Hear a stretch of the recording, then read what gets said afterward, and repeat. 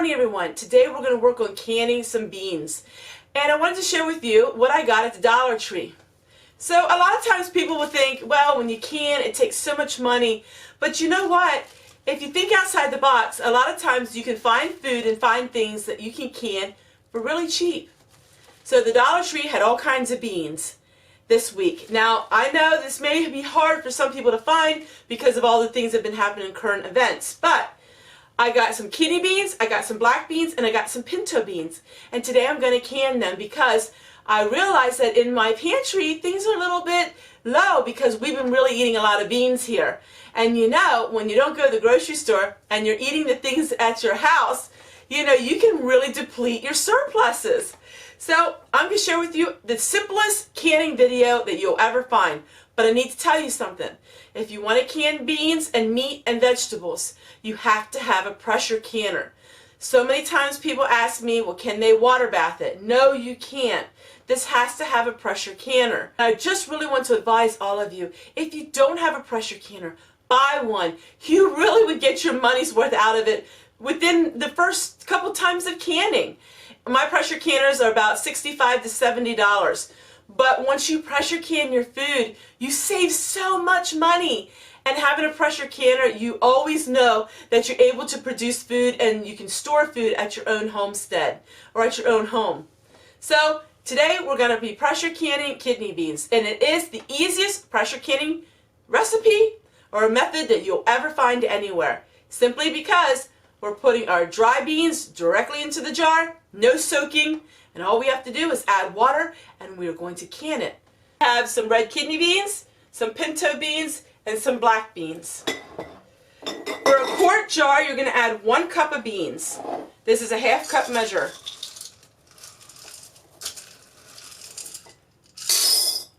So we're going to go ahead and fill our jars. For any kind of dried bean, it is the same method. 1 cup of beans for 1 quart jar. 1/2 cup of beans to a pint.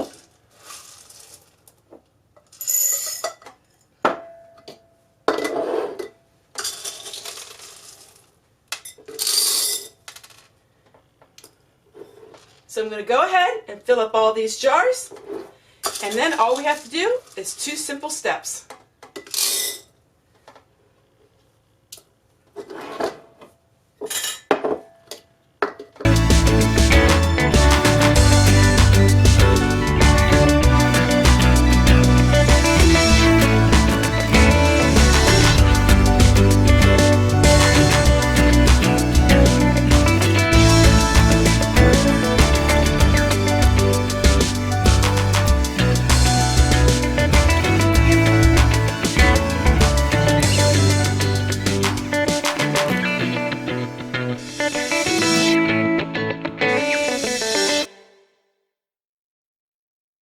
Alright, so now we're back. Now, at this step you can add all kinds of peppers or onions, anything you want to your beans, or you can leave them just plain. You can add 1 teaspoon of salt per quart or ½ teaspoon per pint. I don't use any salt or anything because I can always season it at the end when I make my meals. So I basically just have the beans like this. But I was going through my freezer and I found all of these cherry tomatoes. I really don't know what to do with them, so I'm going to add these to my beans. When you pressure can, it's going to get so hot that these are actually going to pretty much disintegrate, but it will give you some flavor to your beans. Because most of the times we eat beans, we'll eat them in a chili, or we'll eat them that way with some kind of tomato paste or tomato sauce. So this works out great. So we're just going to go ahead and put a handful of these cherry tomatoes just to get rid of them.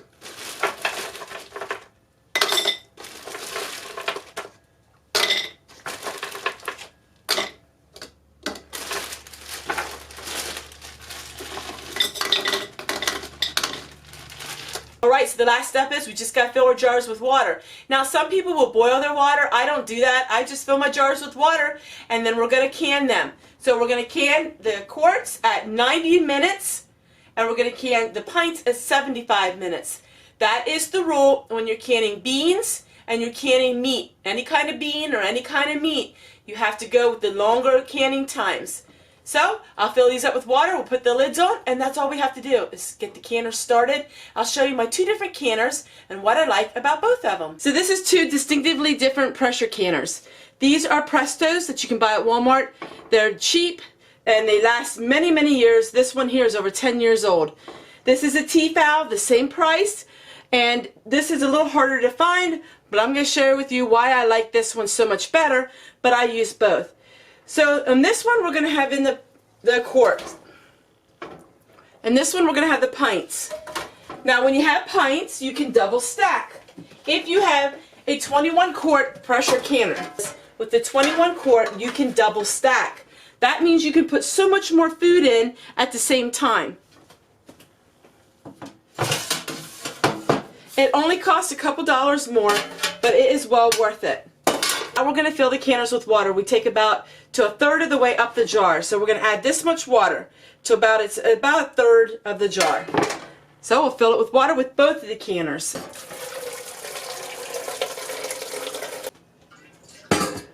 Alright, now we're going to take another rack and put it on top, and we're going to stack it double.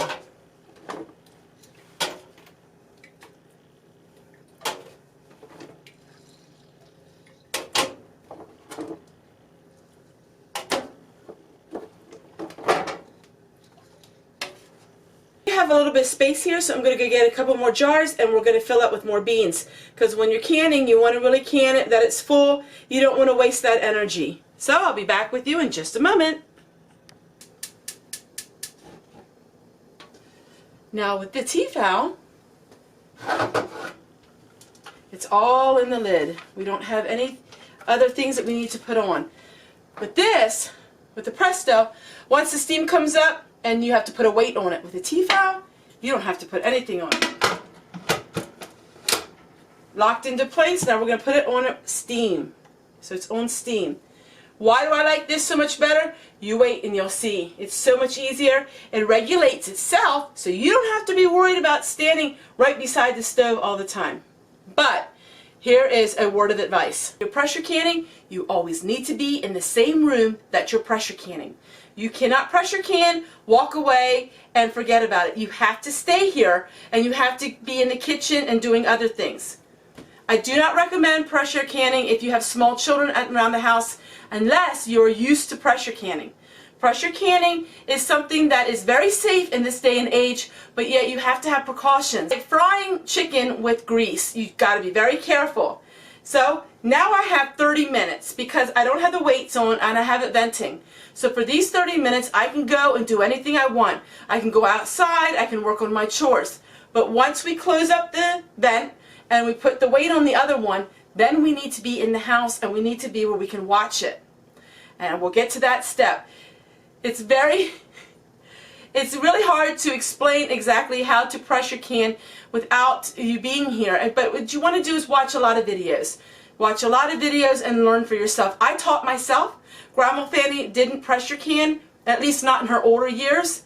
I taught myself by reading about it. And so I love my T-valve canner. I just love it, love it, love it. But the Presto works great as well. I'll get back to you when we can put the vent and the weight on, and then we start counting down. Alright, we got full steam. That means we put the weight on.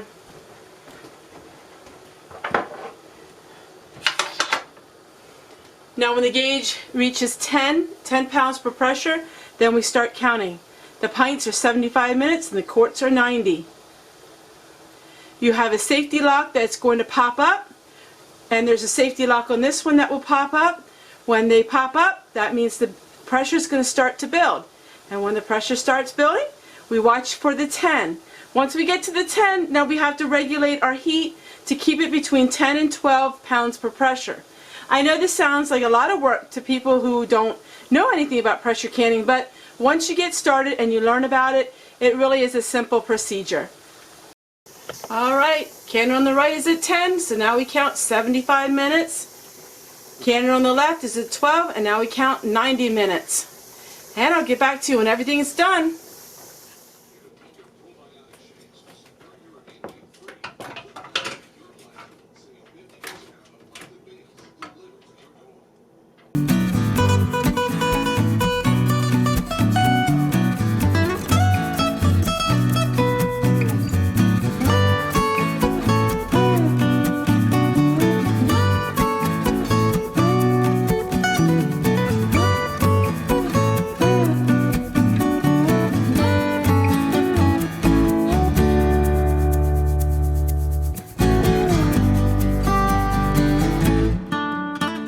you everyone for watching this video, and I hope you give me a thumbs up and take a look below. There's a lot of other videos I think that you might enjoy.